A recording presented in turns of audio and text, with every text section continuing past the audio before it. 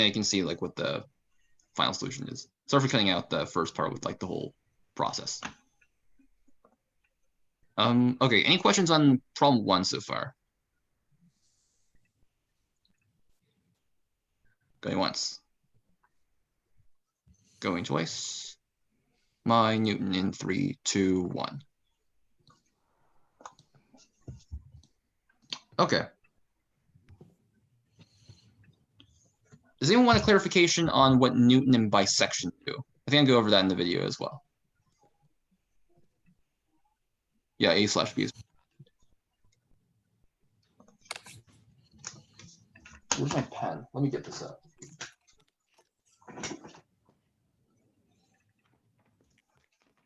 Five seconds to plug this in.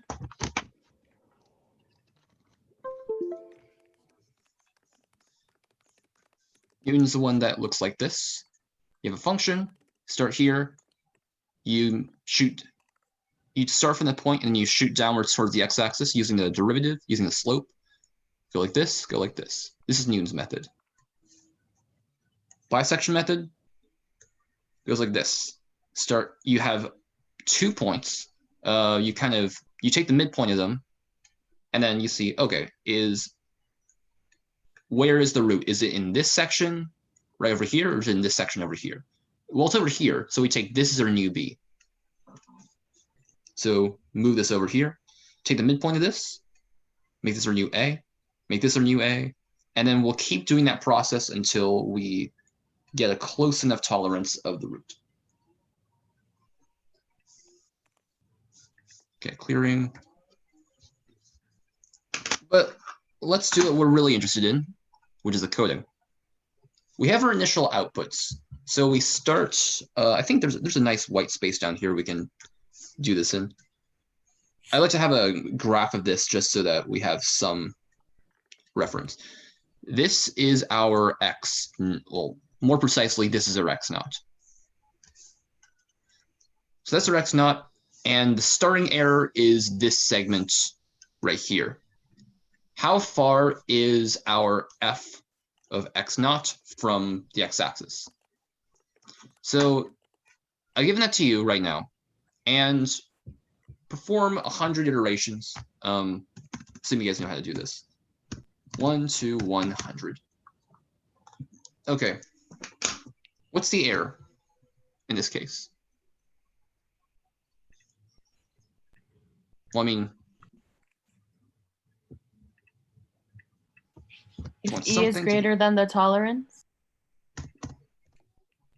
Well, we want to be less than tolerance. So in this case, we want to break the function, just exit it if we have our error within, like, right over here on the graph. Like if this is tolerance and this is our error. This is like when we say, yep, we're done. Then we'll need some extra work if that's not the case. That's the idea. So we have our E. We've initialized that. So what else do we do over here? How to find a new root? So this is the Newton's method, right? Can someone tell me how we find the new root?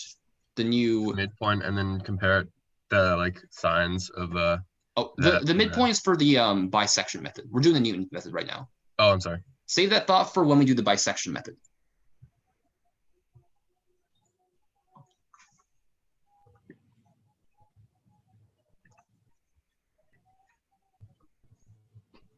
If you're not sure, check the PDF. How to find the new root. Don't you like use the tangent line? Yep. So graphically, that's going to look like this. Let's call this like x. Let's call this x new or something. How do we find that? It's going to depend on our x.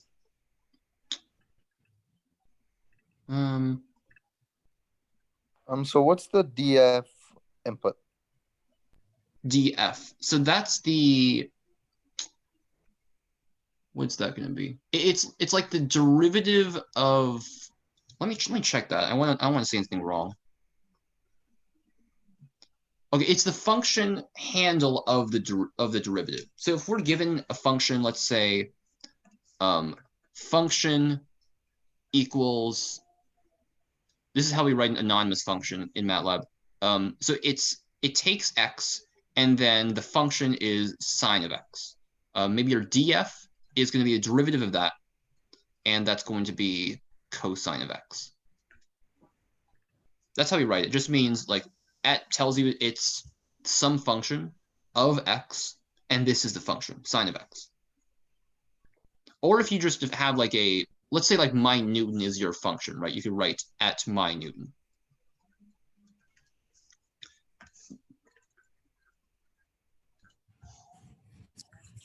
So that's going to give you like it's going to tell you what the derivative is basically at any given point. You plug an x into df, and then you'll get the derivative at that particular point. So are we solving this df for x now? Solve dx using the df at the specific point. Well, so we're taking, since there's a tangent line at d at like x naught right over here. So then what do we plug into our df? I mean, you would want y to be 0, right? So it's almost like you're solving it. So couldn't you just do inverse? Inverse. I'm not sure what you're asking me to do. Also, let's make this x naught so that we can run this multiple times. Like this is our new x naught. When you're getting the slope of the line, right? So you're solving the result of the cosine of what is it, x0 or whatever your current thing is for the new function that you're solving for 0, or like for y equals 0. Right. So we're saying, so our x naught, which we're trying to find the location where this hits the x-axis. So that's going to be, so we're going to want this to be like in terms of like, this is, let's not be confused here. This is the x naught, which is like our old, and this is our new. So we want this, we will use our df. If we can think of this as a triangle, so we'll start from x naught, and then we'll say we want this part of this triangle. Let's see here. We have our f of x naught over here.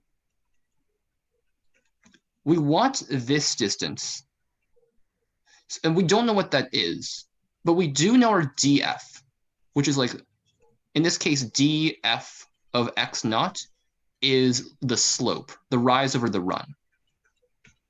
F of x naught over that distance. So rearrange it, we can get question mark f of x naught over df of x naught. So it's like rise over run gives us the run. So we start from x naught, the old x naught, and then we'll subtract off this distance over here, which is just going to be, if I get this correct, df x naught. It's kind of like using our triangles. Does that seem correct, Nikolai?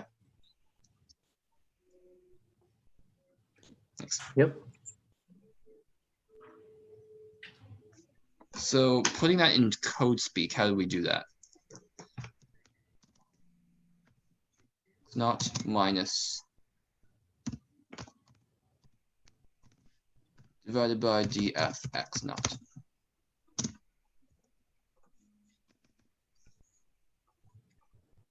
Okay, here's something you should be familiar with. How do we concatenate this into R?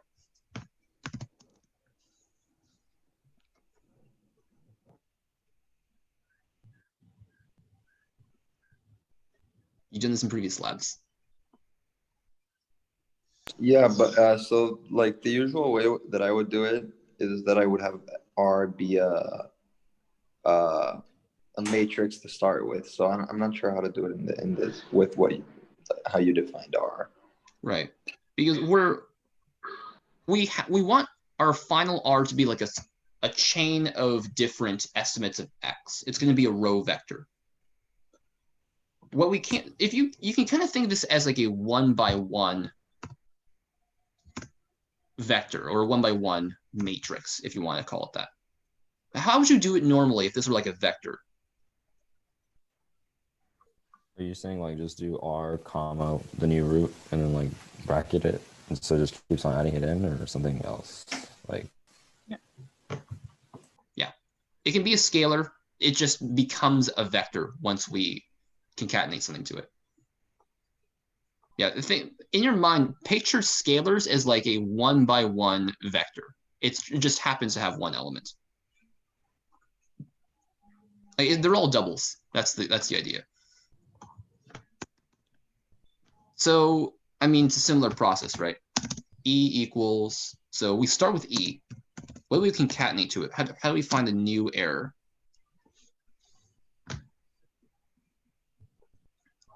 I think it's the same as up here, right?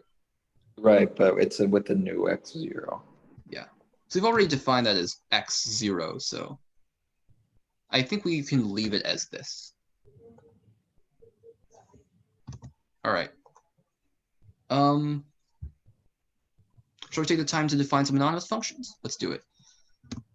F equals at x sine of x. That's what the function handle looks like. Df equals at x cosine of x. X naught, where do we start? Let's start like 0.1 question mark. And let's do the tolerance to be 10 to the power of -10. Okay, let's see if this works. R comma E equals minute of everything we just defined. Oh, whoops. Where did I do that? Oh, I see. I know you wrote it out. Okay. Oh, that converges pretty fast. So it only took a couple iterations. Dennis, I had a question. Yeah. For this one, would it have like 101 in like the total size? Oh wait, is that acceptable? Like 101. That's if we actually perform 100 iterations. Yeah. So that's this is what asking. happens. How that works? Oh, okay. Like I'm not sure if there's too many cases in which we'll actually go through the 100 iterations, because like the Newton method converges so fast. This is just like a stop it if there's like an infinite loop or something. Yeah.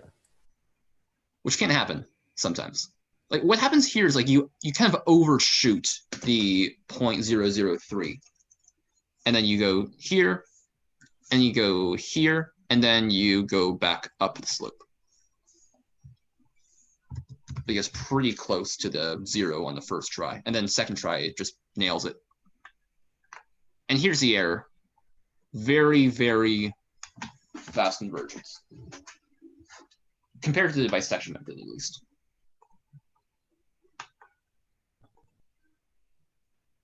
Okay, Nikolai posted a question in the chat. How many iterations would a linear function take to converge? If it's something like One, right? Straight line. What'd you say? Just one. Yeah, exactly. Because you start here, you shoot straight down along the tangent line, aka the line, and then you hit the root. Just like that. And then we're done.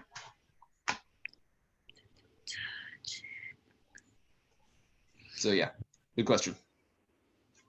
Good food for thought. All right, I'm going to race this in 3, 2, 1. Okay. Dennis, I'm sorry, I missed the start when I think were you saying something about question 3?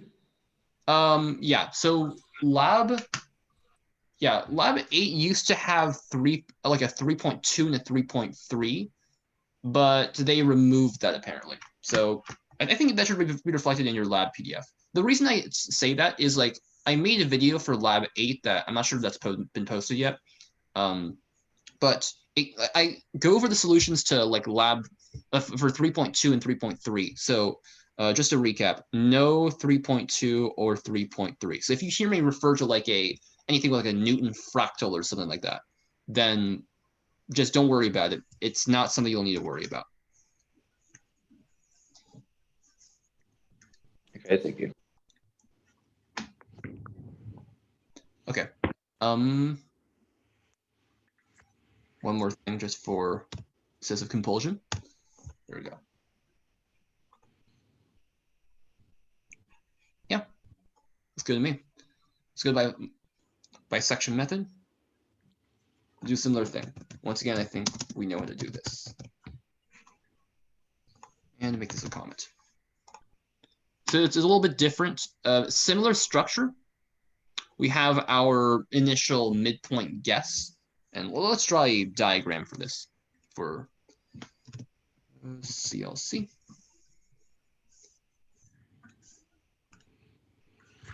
Bisection method. So this is our initial guess. This is our R. And here is our error.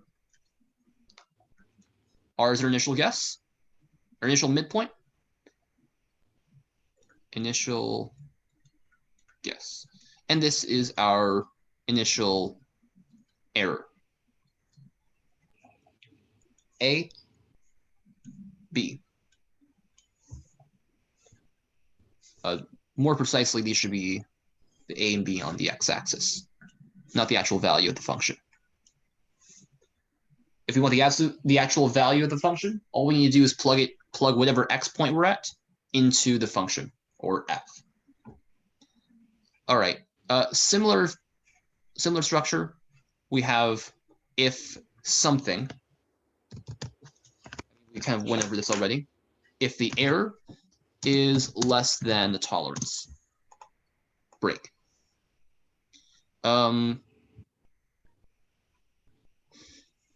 We have two conditions here, and this is I think Liam was talking about the checking the signs earlier. This is kind of how we do it.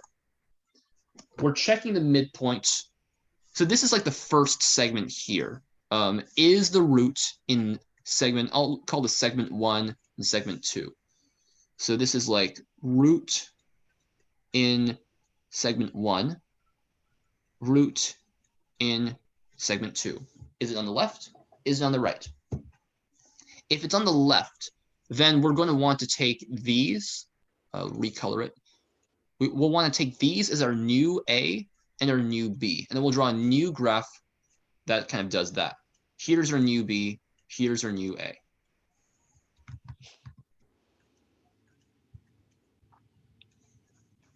So what do we want to do? How do we reassign the midpoint? Okay, reassign midpoint so that it's the new leftmost point. Oh, let me expand this out, by the way. Start with that. Okay, midpoint. So our midpoint is going to be our, let's say R.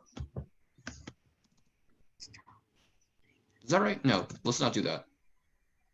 We'll just call it, we can call it whatever we want. Let's call it X0. X0, what do we want this to be? It's going to be A or, actually, wait, no, sorry. Because we're assigning, let me ask you this. What are we assigning this to? R. Wait, to A. So it's the new leftmost point. So we want A to be, in this case, okay, question. Do we do R or do we do A plus B over 2? Or does it matter? They're the same, no? For the first iteration. But remember that we're going to make this a long row vector, similar to MyNewton. So this is going to cause problems like after the first iteration. So we will need to do A plus B over 2. If we weren't sure about that, we could try R, but then we need to debug that and see like Like if we had made the mistake, then we would just need to put like a breakpoint here and see, hey, what's going on over here? Why is this whole thing a vector? Concatenating to R equals, let's use the same structure. Concatenate R with the new root.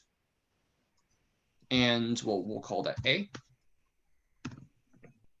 That's just this thing up here. And then the error is going to be error with what?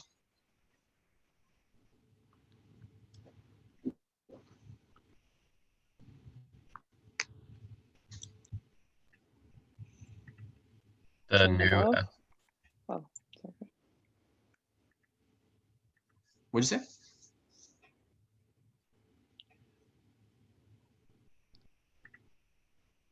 I heard someone. I was gonna say the new F of A plus B over 2. New f of it. Yep, the absolute value of that. Sorry, yeah. So we can just take that up from here. Because why do we need the absolute value?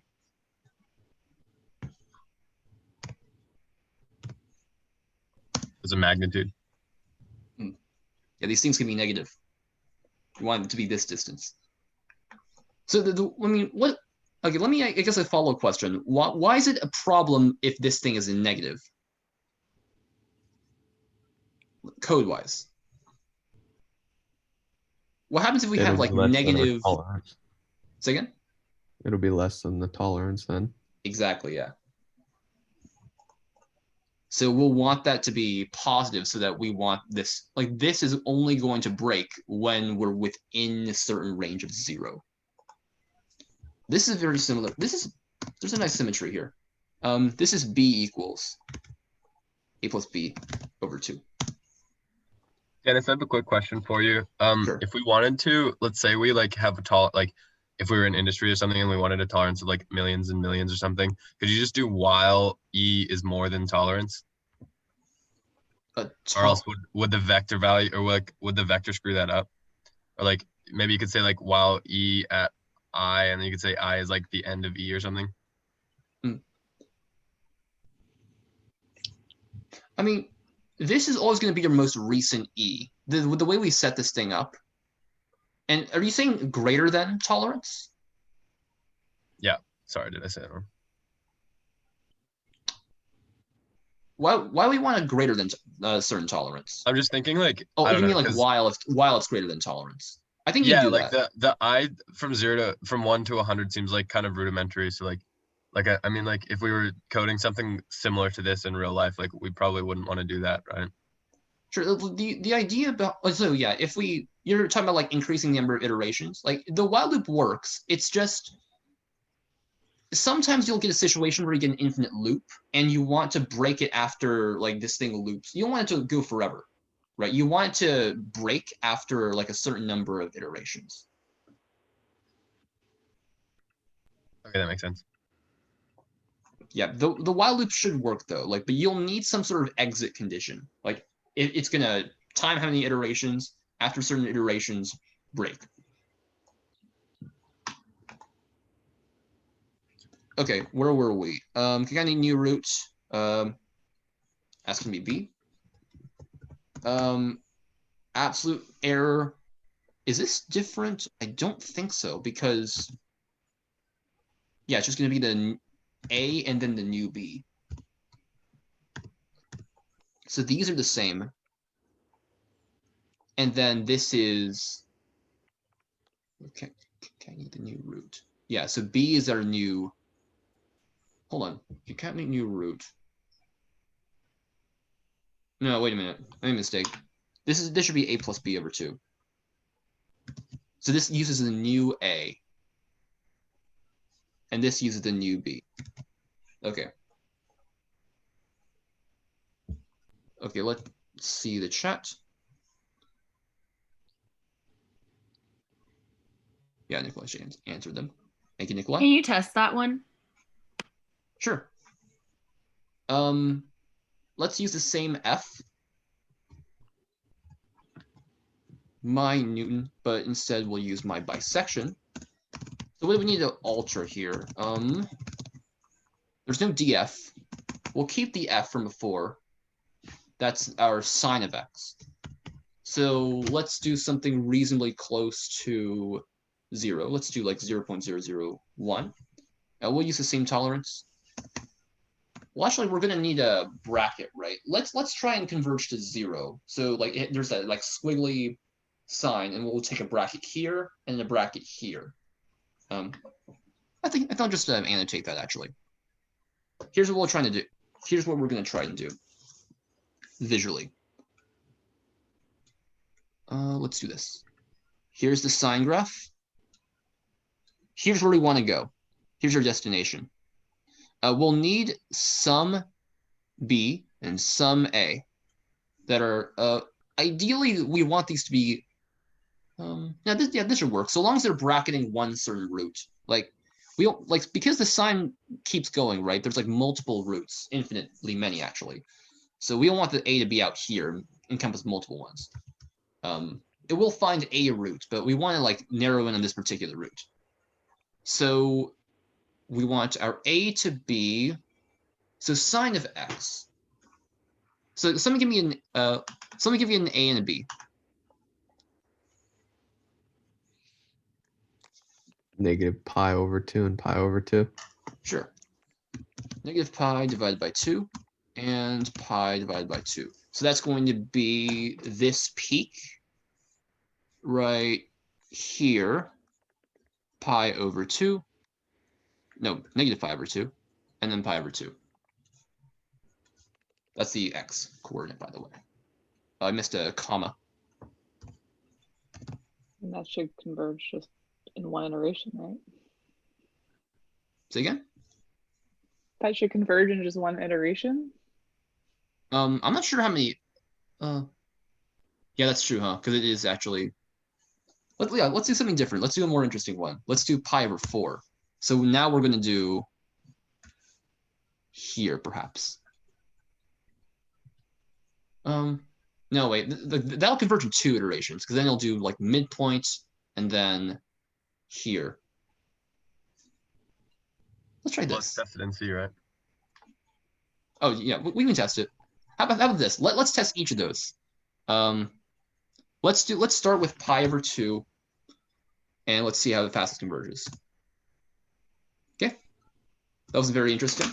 So let's try pi over 4 and see if we get. Wait, what? Whoa. LOL. Why is that? So we assign the midpoint to be. Yeah, Okay, so well, I want to run into the test as well. Oh wait. Oh, hold on. This should be. Wait, let me try it again.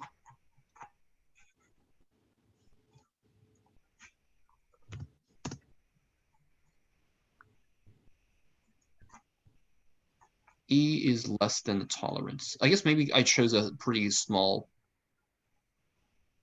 No, I'm not sure why that. I'm not sure why that'd be the case. Yeah, wouldn't it hit it exactly at 2?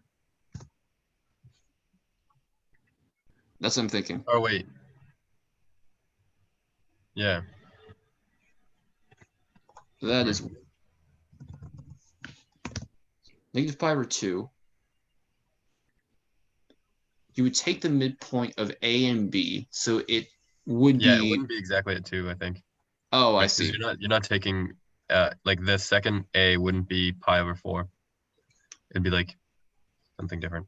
Yeah, you're right. Pi over 2, pi over 4, number line. This is pi over. Okay, subtract from that. No, it's. Why am I blanking out on this? This is me with like every math problem. Whatever. Let's just do it like this. Pi over 2, pi over 4 minus pi over 2 over 2.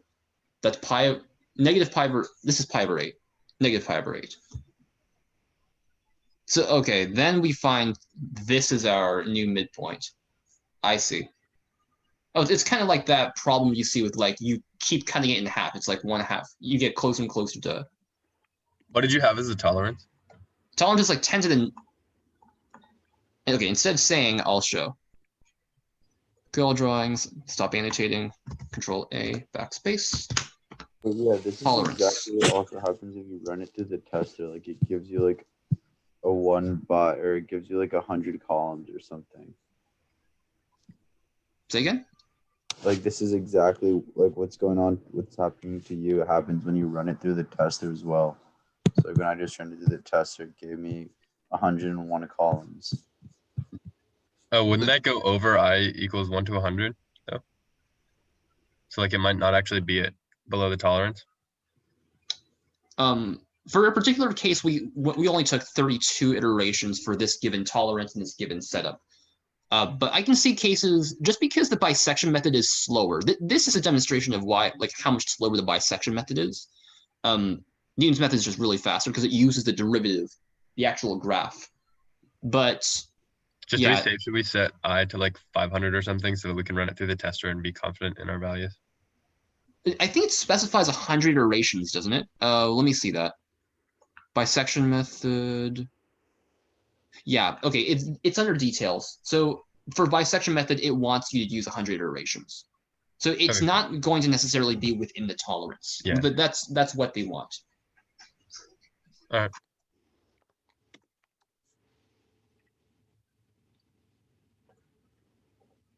Okay.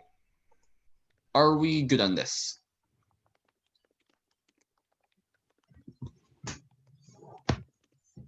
Going once, going twice. These are polynomial exact solutions, by the way. I just gonna give this to you. It's simple and it's a lot of this is in the instructions anyway. There's a whole, I think like the explanation for problem 3 is longer than the actual coding problem itself. It's kind of a cookbook. But the idea behind this problem, and this is kind of to do with the part they deleted. So this part you probably don't need to know.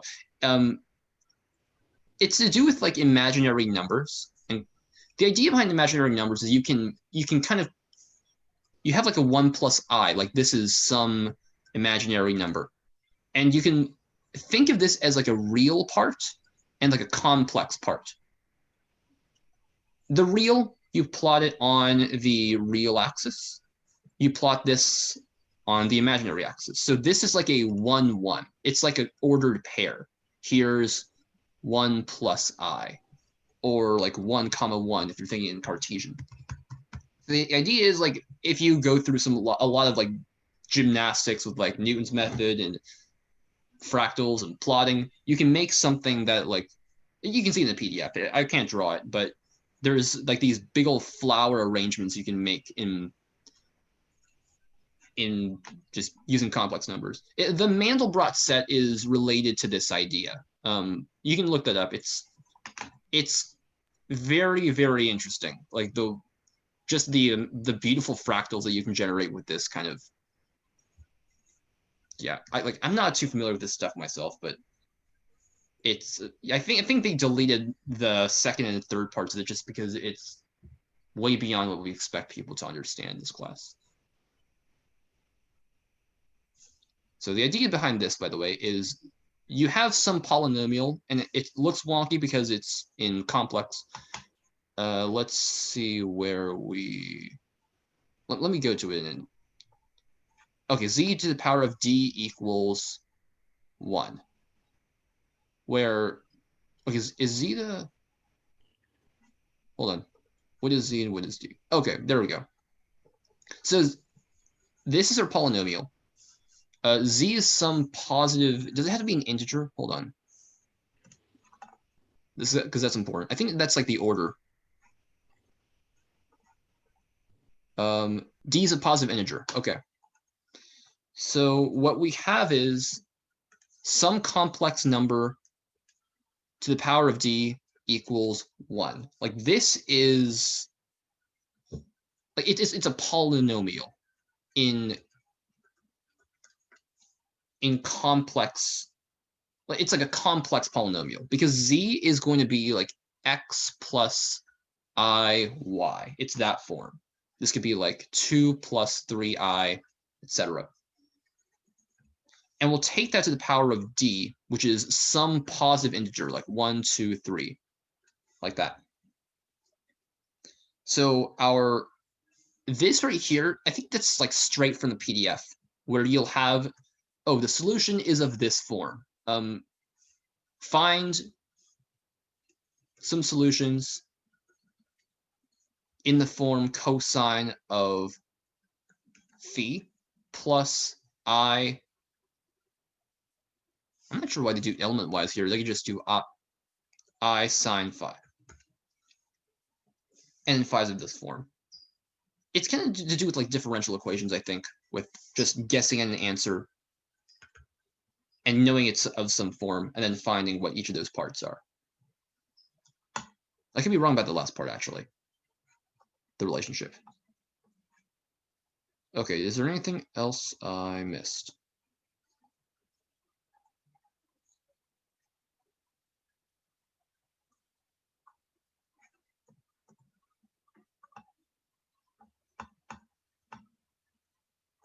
Okay, let me check the chat. Let's see if there's anything.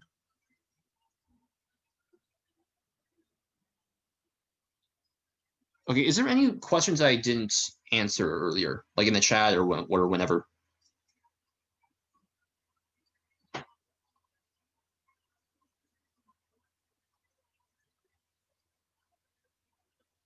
Okay. Well, that's problem 3. If you see the video online that I posted on the skeleton code, ignore the part about the Newton convergence and the Newton fractal. That's not necessary. It's cool, but it's hard to wrap your head around it first. Look at the Mandelbrot set if you're interested. I think it's really cool. Let me stop annotating. Okay, I'm gonna stop sharing for now, and then we'll leave the rest of the time for Q&A. How's that?